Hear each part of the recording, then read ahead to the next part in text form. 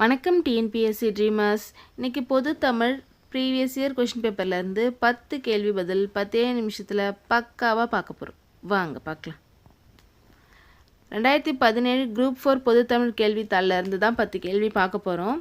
எடுத்த உடனே match the following பார்த்தாலே நமக்கு வந்து 2-3 கரெக்டாக அமைஞ்சிட்டு 2 கரெக்டாமே 2 கன்ஃபியூஸ் ஆகும், அந்த மாதிரி இருக்கும். ஆனால் நிறைய மேட்ச் த ஃபாலோயிங் ஸ்டேட்மெண்ட் தான் இப்போலாம் வருது. ஓகேங்களா? ஃபஸ்ட்டு ஒப்புரவுனா ஒருத்தவங்களுக்கு ஹெல்ப் பண்ணுறது. நம்ம ஷார்ட்கட் தான் நம்மளுடைய சேனலோட ஸ்பெஷலு. ஹெல்ப்பு அப்படின்ட்டு நம்ம ஷார்ட்கட்டில் ஞாபகம் வச்சுக்கணும். ஒப்புனா ஹெல்ப்பு, உதவணும். ஓகேங்களா? ரெண்டாவது சான்றாண்மை, சான்றாண்மை அப்படின்ட்டு ரைமிங்கில் ஞாபகம் வச்சுக்கணும்.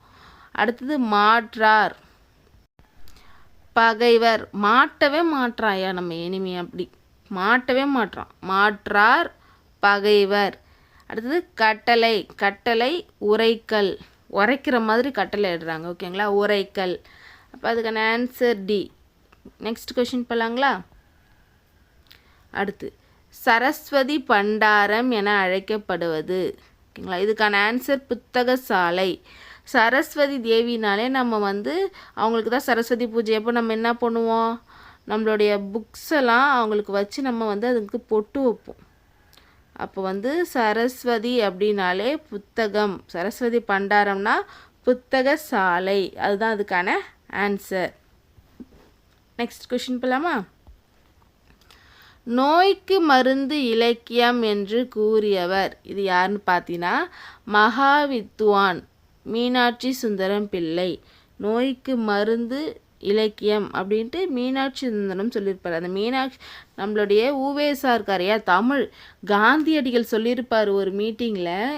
உவேசாவோடைய இந்த பெரியவரின் அடிநிழலில் நின்று தமிழ் கற்க வேண்டும்ன்ட்டு ஆசைப்படுறதா சொல்லுவார்.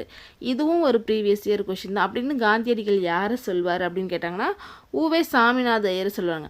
அந்த உவேசாவுக்கே தமிழ் சொல்லி கொடுத்தது யாருன்னு பார்த்தோன்னா மகாவித்வான் மீனாட்சி சுந்தரம். அவருக்கு வந்து ஒரு நோய்க்கு அவருக்கு மருந்தே இலக்கியம் தான், ஹாஸ்பிட்டலுக்கே போக மாட்டார், அந்த மாதிரி. ஓகேங்களா? அடுத்த கேள்வி போகலாமா? தென்னாட்டின் ஜான்சி ராணி என்று காந்தியடிகள் அழைத்தது யாரை? இதுக்கான ஆன்சர் வந்து பார்த்திங்கன்னா அஞ்சலை அம்மாள். தென்னாட்டின் ஜான்சி ராணி, இந்த அஞ்சலை அம்மாள் வந்து நம்மளுடைய கடலூரை சேர்ந்தவர் தான். கடலூர்லேருந்து யாராவது இருந்தாங்கன்னா டக்குன்னு ஒரு ஹார்ட்டின்னு போடுங்க பார்க்கும் லைக்கில். சரிங்களா? இவங்க கடலூரை சேர்ந்தவங்க தான் இந்த அஞ்சலை அம்மாள். நம்மளுடைய தென்னிந்தியாவில் ஒத்துழையாமை இயக்கத்தில் சேர்ந்த முதல் பெண்மணி யார் அப்படின்னு கேட்டாலும் நம்ம சொல்ல தெரியணும். ஓகேங்களா? தென்னாட்டின் ஒத்துழையாமை இயக்கத்தில் சேர்ந்த முதல் பெண்மணி யாருன்னா நம்மளுடைய அம்மா அஞ்சலை அம்மாள். ஓகேங்களா? அடுத்த கேள்வி போகலாமா?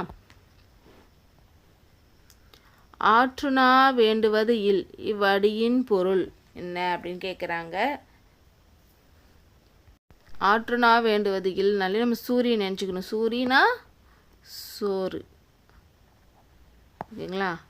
இப்போ இந்த ஆற்றுணா வேண்டுவது இல் எந்த நூலை சேர்ந்தது அப்படின்னு பார்த்தீங்கன்னா பழமொழி 400. ஓகேங்களா? அதோட ஆசிரியர் யாருன்னா முன்றுரை அரையனார்,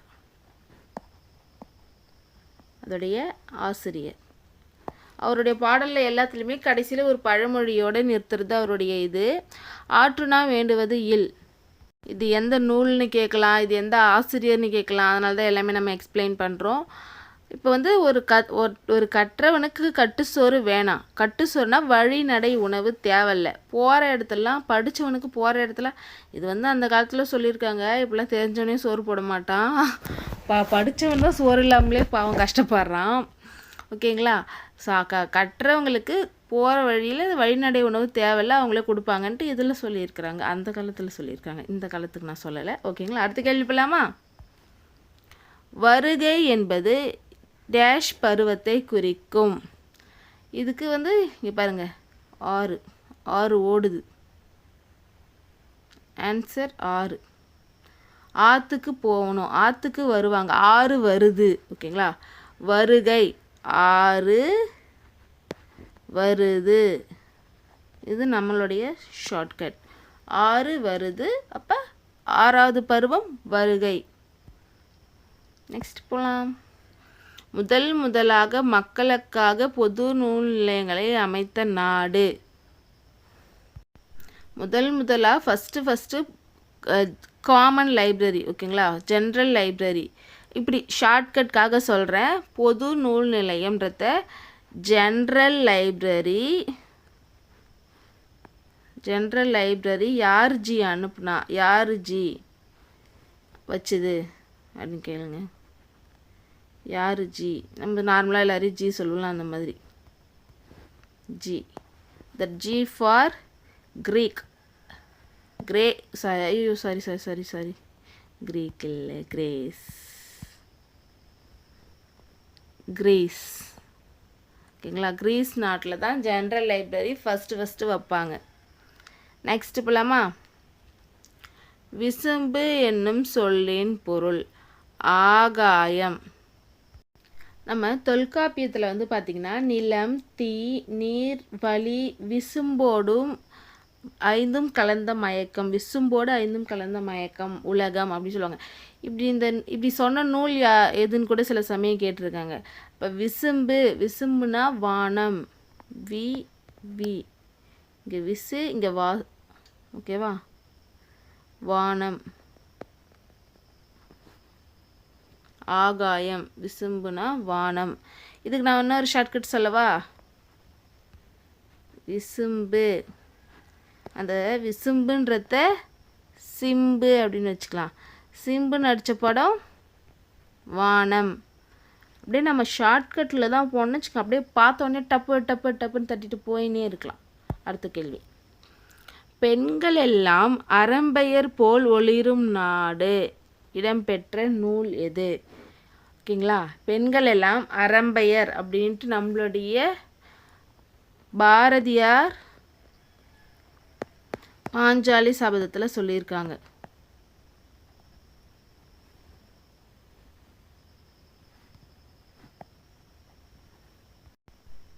அறம்பெயர் அப்படின்னா வந்து பார்த்திங்கன்னா தேவலோக பெண்கள் தான் சொல்லுவாங்க.